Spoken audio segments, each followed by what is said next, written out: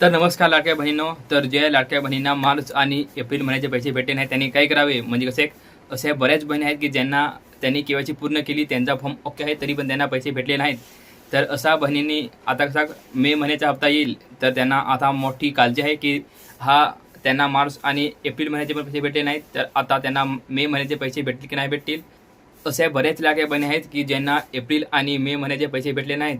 तर त्यांना आता खूप मोठा डाऊट आहे की त्यांचा फॉर्म अपात्र आहे की पात्र आहे हे त्यांना समजत नाही. कारण कसं सरकार काय बोलतं, त्यांनी जे पात्र बहीण होती त्यांनी एप्रिल आणि मे महिन्याचे पैसे वाटलेले आहेत. म्हणजे नाही, त्यांनी कसं म्हणजे जो मार्च आणि एप्रिल महिन्याचा हप्ता होता तो कसा त्यांनी वाटून पूर्ण केला आहे.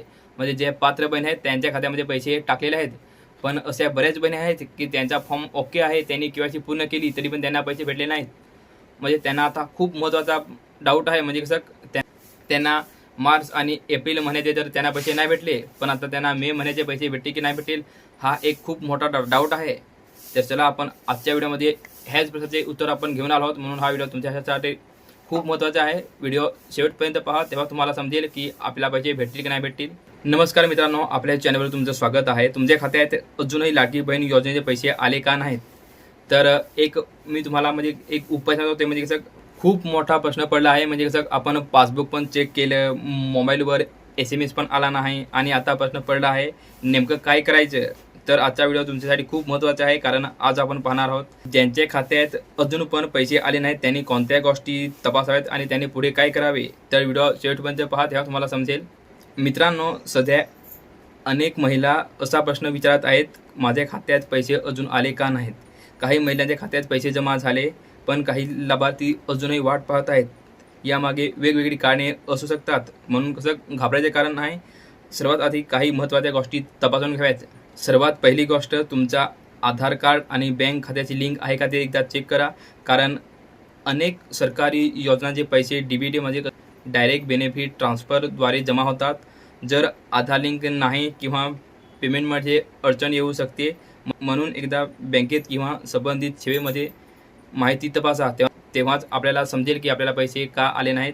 दुसरी महत्त्वाची गोष्ट म्हणजे तुमच्या खात्यात DBT ॲक्टिव्ह आहे का. अनेकांना ह्याबद्दल माहिती नसते, पण काही वेळा DBT बंद असल्यामुळे पैसे अडकू शकतात.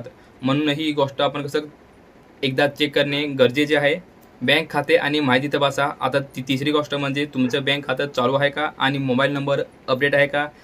कारण कसं अर्जामध्ये नाव, जन्मतारीख आणि खाते नंबर किंवा इतर माहिती बरोबर भरली आहे का. कारण छोट्याशा चुकांमुळे जे आपले पैसे येऊ शकत नाही आणि ते कसं सरकार थांबू शकते. आणि जर तुमचा फॉर्म ओके असेल आणि तरी पण तुम्हाला पैसे भेटले नाही, तर कसं एक शेवटचा उपाय म्हणजे कसं आपल्या जवळच्या महिला आणि बाल विकास विभागाकडे तुम्ही एकदा जाऊन चौकशी करा. त्याच ठिकाणी आपल्याला समजेल की आपला फॉर्म पात्र आहे की अपात्र आहे आणि आपल्याला पैसे का नाही भेटले. कारण कसं शेवटी हाच उपाय आहे. तर चला, मी आशा करतो की तुम्हाला याच्या व्यतिरिक्त काही दुसरा प्रश्न असेल तर तो तुम्ही मला कमेंट करून सांगा. मी आशा करतो की तुम्हाला हा व्हिडिओ आवडला असेल आणि व्हिडिओला लाईक करा आणि आपल्या चॅनलवर नवीन आला असाल तर चॅनलला सबस्क्राईब करायला विसरू नका.